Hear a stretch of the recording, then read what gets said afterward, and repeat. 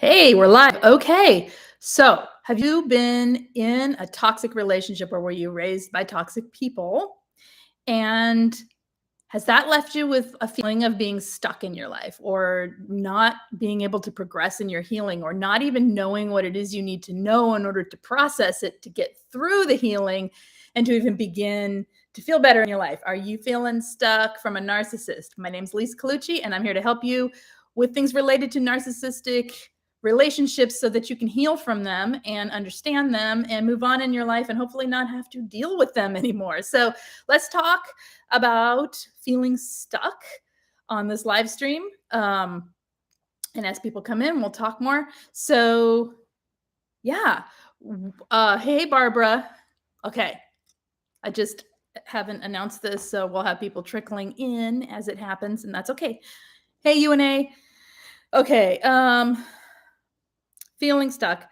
So first of all, if you haven't subscribed or hit the thumbs up, just do so on this channel, do so on this video. It helps to get the information out there to people. So the thing is, when you're with a narcissist or you're raised by a narcissist or you are influenced by narcissistic people in your life, a lot of people feel like they can't move forward with their life, or they can't get past the point of feeling like they're just surviving and they're struggling with feeling stuck, or they're still in these relationships and they're stuck and they can't get out, or they're not able to disengage from the narcissist. So let's talk about why and what that feels like. Basically, if you're an empathic person, or if you're a person that is sensitive to other people, or if you're a person who considers other people,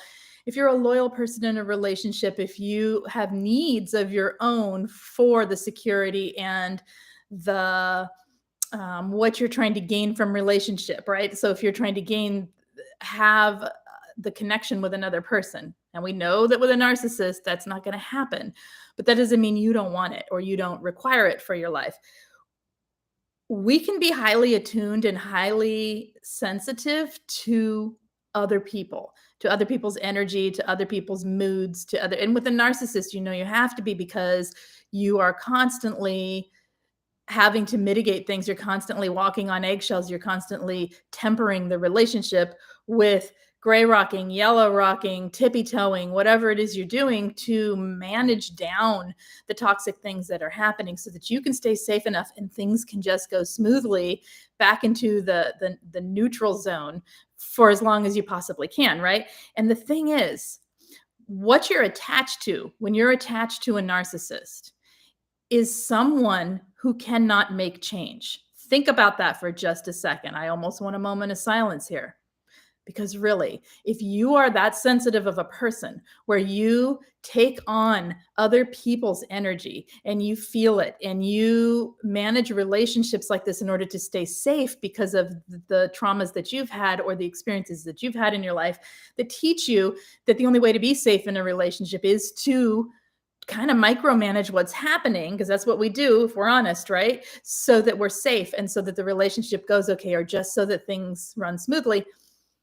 You are attaching to someone who cannot make change, who will not make change, who is actually the epitome of stuck. Okay. Narcissists are stuck as narcissists. And when you are connected to them, be it psychologically, emotionally, financially, energetically, however it is in your life that you're attached to them, you are now stuck, because that energy, that pull, that psychology is part of the dance. It's part of how it works. All right. This is why over and over and over, you will hear me say, you guys, you got to disengage.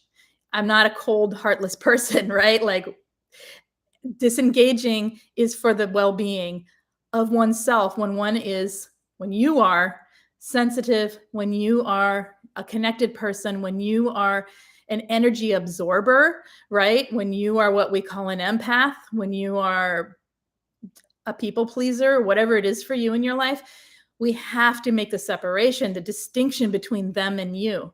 This is why I say over and over again, break the bond, break the tie. So trauma bonding is one thing. Okay. That is a physiological and psychological thing that happens. What I'm talking about here goes even deeper. It's about the energy exchanged. It's about you walk in a room and you read the room. Can you walk in your house if you still live with a narcissist and know when they've been there? Know that they've only left a few minutes ago, know when they're coming home? I'll bet you can. I bet a lot of you can. And that's what I'm talking about. That connection, you are connecting to them.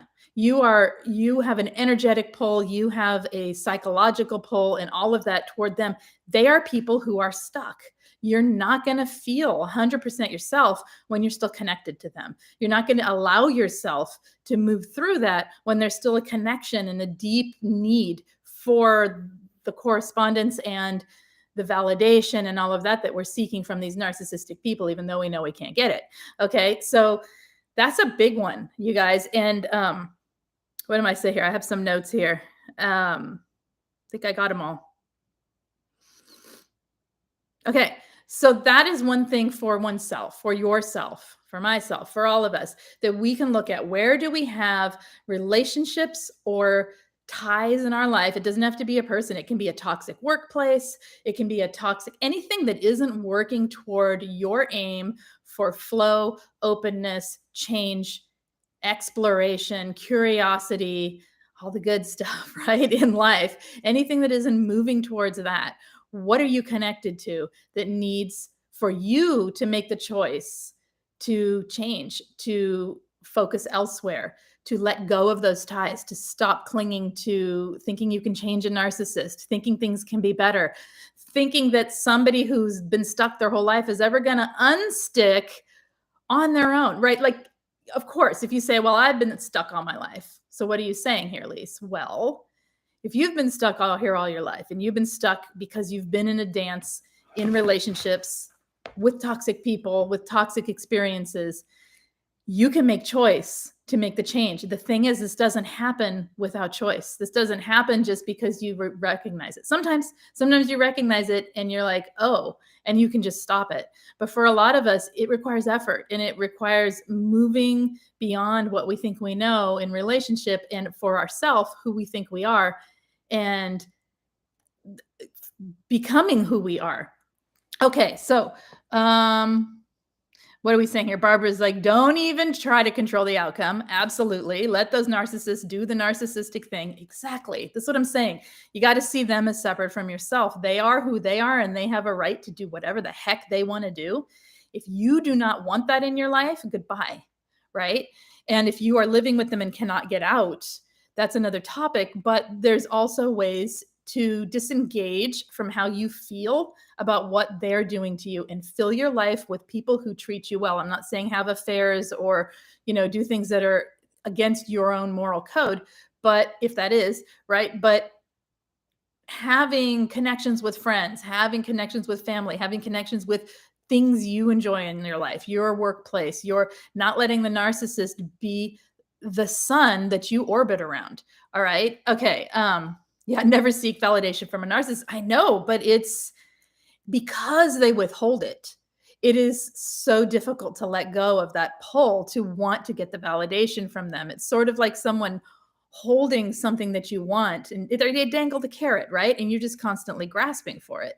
Okay. I'm connected to people who listen to me. Fantastic. And that's what we need to do. We need to pay attention to where we have connections. We are sensitive people and we are energetic readers, absorbers, and processors. It's not your job to process someone else's energy. It's not your job to process someone else's psychology, be their therapist, unless they are paying you to be their therapist, right? And even then, you have to keep the separation from that person. You have to keep a professional distance. Basically, when you're with a narcissist, you have to keep a professional distance. And that is the sad truth, because they do not connect in relationships. They don't relate in relationships. They have situationships, the situation of their delusion. All right. So, okay, let's talk a little bit about what it feels like when you're stuck and why in a narcissist, how a narcissist plays into this, because really this could be with anyone. Say you have a friend that is just gloomy and unwilling to work on their life and just going with the status quo of being gloomy, and their energy's heavy. They're not a toxic person, but it's kind of toxic to be around them because of this. Does that mean throw them out? No, it means you don't try to engage in helping their problem. That's theirs to engage in. If they want help, they can ask. All right. It means stepping out. It means listening and being there for someone, and then stepping away from it and not taking it with you on your back all day long, right? For you to process for them. A lot of us are fixers, processors, people who other people's energy and other people's experience can get put into so that we can do the work and hand it back to them all fixed. That is not our job. Our job is to be for ourselves, right? And that's not in a selfish way. It's in the better you can be for yourself, the more you have to give to other people, the more energy you have, the more focus you have. Okay, so let's talk about what I was going to talk about, which is where a narcissist plays into this. So when you're in a relationship with a narcissist, things are overwhelming, period, right? It's like being bombarded in all directions with massive amounts of confusion, amounts of emotional turmoil, coupled with emotional like gushing and love bombing at you if they're doing that. It's a confusing state that is emotionally overwhelming because you don't know up from down, right from wrong. You can follow the patterns and then they'll throw a wrench in and change it. You can believe in the good and then boom, they pull the rug out from under you, or the other shoe drops, however you want to look at it. So it's overwhelming. You are trapped in a cycle. Here's the thing. You've been trapped in a cycle for however long you've been around narcissistic people, whether you were raised by it or whether you were just in a relationship for a short time to many, many years in a relationship with one. You're trapped in their cycle of love bombing and devaluing and the delusional state that they see the world through and everything being about them. So you're trapped in the cycle of paying attention and focusing on them. How the heck are you supposed to get unstuck in your own life when that's going on? I don't think it's possible. What if they never did validate us? Well, but we still want validation. It's a human almost requirement, right? I don't think it's wrong to want a certain amount, not even want, to require a certain amount of external validation. You do something, you look at it, you go, yeah, that's pretty good. Somebody else goes, whoa, that's really good. You say, oh, it is really good. It's just, it's reassuring. It's to become completely self-validating without having other people influence that at all. Some people get really hard. They get really, they dismiss others. They won't listen to opinions that could make it better. So say the validation is, whoa, that's really cool. What if you moved this to here? Wonder if that would work.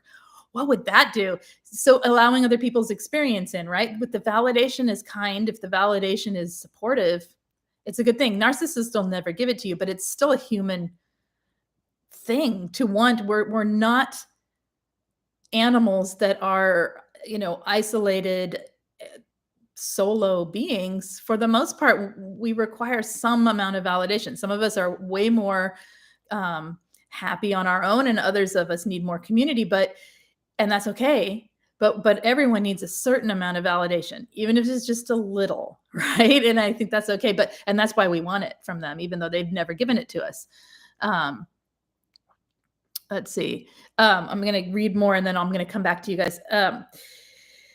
Let's see. So you've been undermined and confused the whole time in your relationships with them. If you grew up with it, you know exactly what I mean. Everything you do, you didn't do it quite right. Everything you do, you were just never good enough. You were always second. You could have been the best in your class, so to speak, but you weren't the best in all the classes of all the schools of all the world, right? It doesn't matter. You're undermined. You're invalidated, and that's confusing. So here's the thing also, you've got cognitive dissonance going on in you because narcissistic people love bomb and devalue, or they're not mean and then they're mean, or they leave you alone and ignore you when you're going about your business, and then boom, they're hyper focused on you and managing you and like attacking you. love bombing doesn't always mean giving you flowers and love and telling you how amazing you are and all of that stuff. It can be simply not toxic, toxic, not toxic, toxic. And the more covert ones, that's kind of how it is. Needing you, not needing you, attacking you, right? Like it can be like that as well. So that intermittently, that inconsistent behavior in relationship, let's word it that way. Inconsistent kindness, inconsistent cruelty, inconsistent, all of it creates cognitive dissonance. When you got that going on, how are you supposed to feel flow? You can't, because you're always looking for something to go wrong, or you're clinging to something that you thought was right and good, and you can't see your own life. You can't see your own path. Okay. Let's see here. Another thing that happens when you're in toxic relationships or raised by toxic people is you get into a state of fight flight. Your amygdala is taking over and you are in a state of fight, flight, freeze, fawn all the time. Okay. And so within that relationship, if you do enough fight and flight, fight and flight, fight and flight, fight and flight, eventually you're going to freeze, or freeze can become part of it. So maybe you're a fighter, but you're frozen in the fighting. Maybe you're a fawner, but you're frozen in the fawning. So that freeze factor for most people, the dissociative factor, the freezing, the not being able to have your own voice outside in the world even, that I think we all freeze to a certain degree in some way, even if it is, I'm a flight person and I can't stop fleeing, or I'm a, whatever it is, whoever you are. That you're stuck in that. The stuck is the freeze, you guys. That is healing, is calming that amygdala, calming that system. That's more on a physiological level, but it's also doing things. It's active. You guys, healing from a toxic relationship requires action. It requires over and over and over and over and over and over and over doing things that reinforce the choice you're making to do something differently in your life. It doesn't happen. So people will say, well, I tried meditation and it didn't work. Keep trying, keep going. It's proven. It's proven. It may not be your jam. Okay. It may not be what you want to do for the rest of your life, but it is calming. It is centering. It will bring your brain into the brainwave state necessary for a little bit of healing to take place.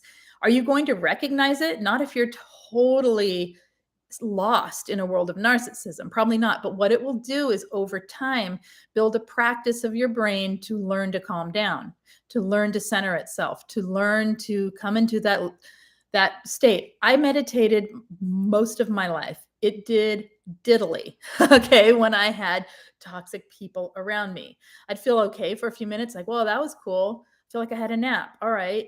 And that was it. Now, though, 3 seconds, I'm in. I come back out in 5 minutes, right? It doesn't take long.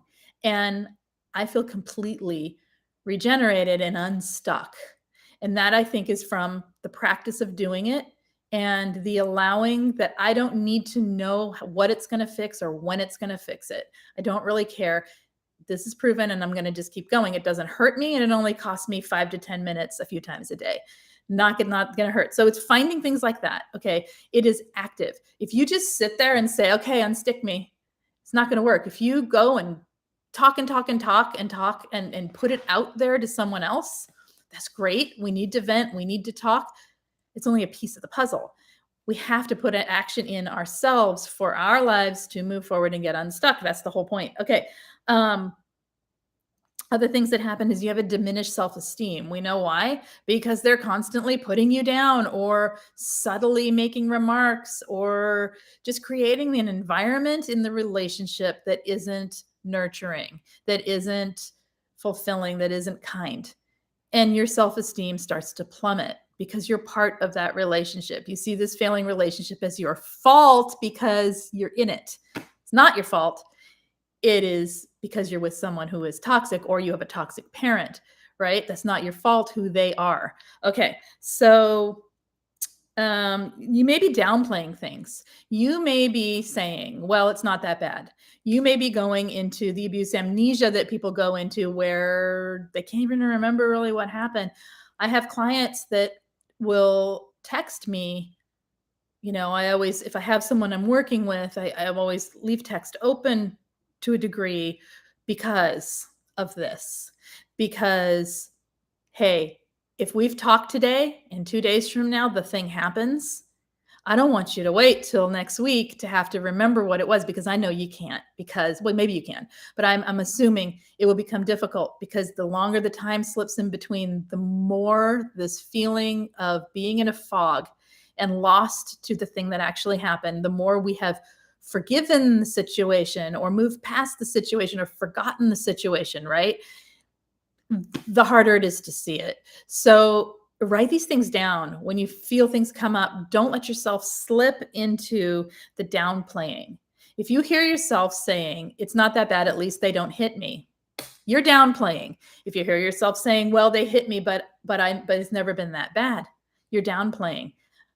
Someone treating you terribly should not be downplayed. Let's just put it that way. So talk it through with someone if that's you, because downplaying is a tricky one. Okay. So you may, let's see, what else did I say here? You may be feeling like it's your fault. If only you had done something differently. If only you were a better child. If only you weren't so difficult as a child. If only, you didn't come out an ugly baby. Right? Like, this is what the things I hear from people. It's ridiculous. If only you were prettier, if only you were more handsome, if only you were smarter, if only you had more money, if only your body was better, if only you were thinner, if only you were fatter, if only. It is not you. When you are with a toxic person, they are dissatisfied. Here's the thing. I had a person who was diagnosed, I found out later, many years into the relationship, was earlier diagnosed with antisocial personality disorder and sociopathic tendencies. Okay. They were diagnosed at 19 or 20. And so they're adult, old enough, and it played out in their life. And that is exactly what they were. They were a covert narcissist with these tendencies. Okay. And what they said to me, and I dismissed it because I heard it and then they made a joke. And then I had to think about it later on, like years later. I went, wait a minute. They told me exactly how they see the world. They said, I don't understand what it is with you. I don't have the thing that happens. And I said, what's the thing that happens? And they said, well, like, I just get this feeling, like, or this thought that the person isn't good enough, or is boring, or something. And then that thought turns into a feeling that I can't let go of. And then it's just, so you hear what I'm saying? They dismiss, they devalue, and they degrade the relationship through the devaluing because of them. And I say, why? What's wrong with these people? What was wrong with them? I don't know. Nothing, I guess, is what they said. It's nothing, I guess. And I realized now, looking back, dang, good supply, right? Not a good thing to be. But yeah, so they narcissistic people devalue. It is in their nature. It has nothing to do with the people that they are devaluing. Every single human has something that could be seen as annoying or not as good as other people, or, you know what I mean? Like, nobody is the perfect quintessential person of the world, right? Nobody. Everyone has something that someone else could devalue. Healthy people don't do that. Healthy people see those things as just part of the person. Who cares, right? Like, so what if their nose has a bend? So what if this? So what if that? It doesn't matter. It's not who they are. Healthy people see the whole person, flaws and all, okay, without judgment. This is what I'm talking about with narcissism, is they see those things as things to tear down, to point at you, and in the process make you start to feel like, if only I weren't this, if only I weren't that, gosh, I hate myself, it's my fault. That will keep you stuck. That will keep you so stuck that how are you supposed to get out of that? Because it's something you can't change. It's something you can do your best to fix and be as perfect as you can. And there's still something else. There's still something, the unseen. Well, I have the most incredibly physically beautiful clients. I have a couple or more. I have a lot of very beautiful, both men and women, beautiful people who feel so flawed and so unattractive and so unworthy because of narcissism, because of the narcissism that has affected them and the narcissistic people in their life, not because they have it, but because, you know what I'm saying? Like, if you looked at them, you'd say, what do you mean you're not pretty enough? You're just wanting attention. No, these people truly believe, because they have been taught it's not enough. It's never enough. And that's what narcissists do. I'm really going off here and I don't know why, but this will keep you so stuck. Your judgment of yourself. Here we go. Here's the point. Your judgment of yourself based on the judgments of a toxic person are 100% wrong. Okay? So understand that. Understand that your judgment of yourself that's coming through the filter of what that toxic person taught you, told you, and embedded in your head through their indoctrination of who you are, right? Of who they are telling you you are, is wrong. They are delusional creatures that need everything to be scripted the way they say, and they need you to feel bad so that you need them. It's sick. Okay. And it is not who you are. And it never was who you are. So if you can work on letting go of your self-judgment, bam, you've just freed a whole lot of energy and a lot of room for focus on your own life and yourself. And you know what? Who cares? When you don't care and you're free and you're just like being yourself, I have a small group of friends. I can be myself 110%. Okay. Doesn't matter what I do as long as I'm not cruel to them, right?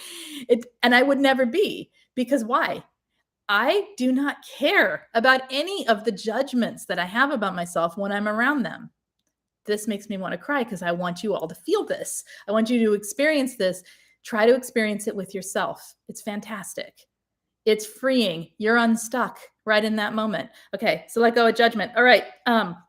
Another thing narcissists do is triangulation, the new supply, the pretty woman over there, the hot guy over there, whatever it is they're doing, they're triangulating the friends that they have that you don't have, the family that likes them that doesn't like you, pulling people into their world, turning people against you, making you confused, making you feel like you're competitive with others around the social circles that you have, destroying your social life through triangulation. Gets you stuck. Where are you going to turn? Okay. Can you see that everything that I'm saying here is basically every aspect of being with a toxic person creates a stuck environment, and that they are also stuck. They are stuck because they will not change. And when you're in it, of course you're stuck. Now here's another one. Loyalty. You've been taught in your life to be loyal in relationships, most likely that relationships take work, that relationships aren't easy, that they take work, and you're supposed to put in the work, and that's what makes it good. Well, if you have discovered that who you're with and who you're relating to, be it a parent, a friend, a boss, or someone you're in a relationship with in your life on a romantic level, whatever it is, it doesn't matter. It isn't your job to fix it. Okay, you're part of the dynamic only because you're not looking away from it and stepping far enough back to see that it's completely toxic for you, and that there is no fixing that. There is no reason to be loyal to that. Okay, be loyal to yourself first and what you require for healthy relationships in your life, and then you will have that energy to give to those healthy relationships. Toxic people drain your good energy and keep you spinning on your sort of on fumes, which isn't good energy, right? It's the leftover stuff that you've got and you're just burning yourself into the ground. We don't need to be loyal to that. All right. Got two more things here. Okay. I can't read what I wrote here because it's really tiny. I'm going to stop there, actually. I'm going to stop there and read what you guys are saying. I hope this is a good information for you, because being stuck after a toxic relationship, everyone's going to have their own experience with it. Everyone's going to have their own personal, very personal reasons for the stuck. And this is a place where talking it through with someone can be useful if they are good, if they are intuitive, if they are listening from a place of hearing the stuck in you. Does that make sense? If they can feel you're stuck and they go, oh yeah, there it is, and help you with that. So finding someone who's got that magic, right? Or that ability can be amazing because it can really free you from the stuck place. You can free you from it. All they do is help bounce it back to you so you can see it, so that you can make choice in your life, so that you can let go of judgment. So I encourage you to, if you're feeling stuck, find someone to talk to. This is where I always go to someone to talk to. When I feel stuck, I can't do that on my own. I can't personally, I can't break it. I can't get through it. I have been stuck many times.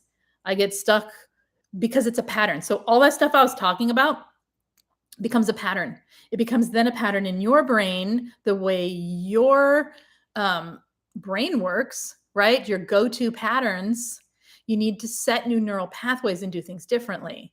If your neural pathway is to be in the stuck, you're going to just loop in the stuck and run on that little hamster wheel, right?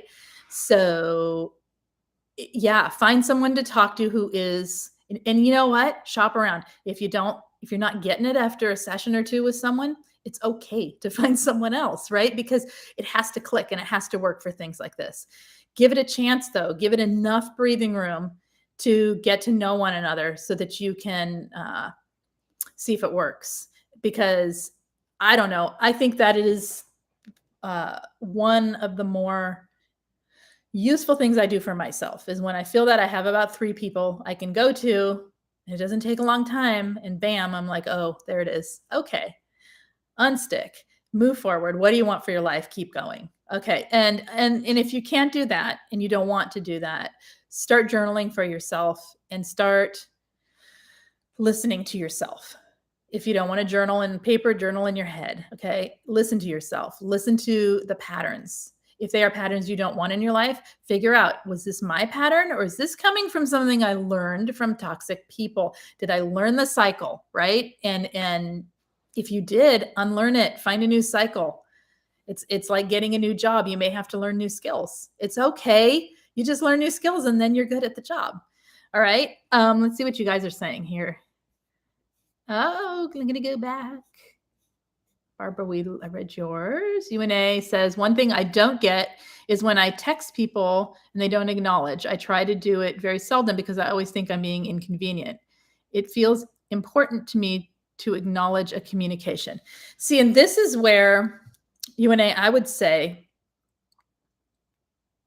your consideration and valuation of that consideration might be different from other people's. Oh my gosh, I have allergies, you guys. My nose is tickly. Okay. Your valuation of what is acknowledgement and communication might be different from someone else's. Time. You may have 12 hours in a day, right? Free, so to speak, as in like, I know I'm on my phone a lot because I work on my phone, right? So if things come through, I tend to text back as quick as I can. And then there's other things I can't because I'm busy working, right? So it really depends on my flow. If I spend a lot of time by myself, then I might have the phone more, or I might have access to texting, or I might be completely wrapped up in something else and not text. So I think it's considering that other people have different values about it, different thoughts about it, and different lifestyles, and separating from what it means about you, because it is their responsibility, if you're inconveniencing them, to be direct enough to say, hey, I can't do this many texts in a day. I love talking to you. Can we set a time to text because I want to talk to you? It's their responsibility to say something, to set the boundary with you. It's not yours to have to decide what it is for them, right? And it's hard when we are good at reading things, but we're not always accurate, or maybe we are accurate, but it's not our place. It just makes us upset, right? It just makes us spin our wheels about it. And often we're not seeing the whole thing. Let's see. I saw a video from an introvert that couldn't understand why anyone would text. Yeah, exactly.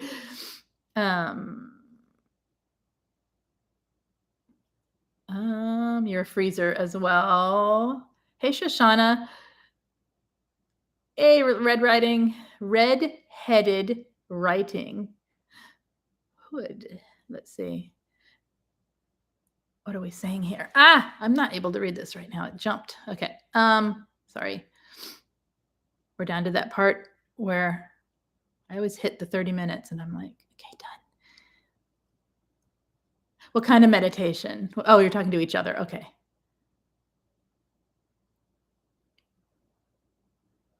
And I'd say with meditation, personally, I suggest to people simple, mindful, focus on centering, grounding, body relaxation.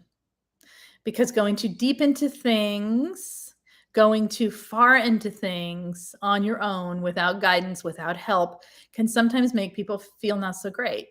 Okay. But the relaxation of the body, your body is screaming for it. If you have been in a toxic relationship, or if you're still in one, or if you have toxic parents, whatever it is, your body is probably telling you a lot of things. People get migraines, people get all kinds of body symptoms from the toxic in their life. And so if you can take a moment to purge it, to relax it, your body is given this great gift of relaxation. It may not feel good in your mind because you're like, I need to stay tense or else the world's going to fall, but your body kind of requires it. So I say go to that first and start working the body somatically to release some of this. As you do so, you unstick a little bit. Okay, red, that's better. Let's see. Anything else? Lise. I was surfing YouTube and caught you live. Oh, hey, you got back from the dentist. No fun. Okay, you guys. Well, I just talked for 30 minutes, and so I'm going to stop and see you guys next time. I'll have some videos up this week and next week and more lives next week. So thumbs up, hit subscribe, join me next time. Join me during the week for the videos, share the videos, get the information out there, and the support for people who might need it, want it, or require it. I will see you guys. Bye-bye. Take care. Thanks to all the mods for coming in too.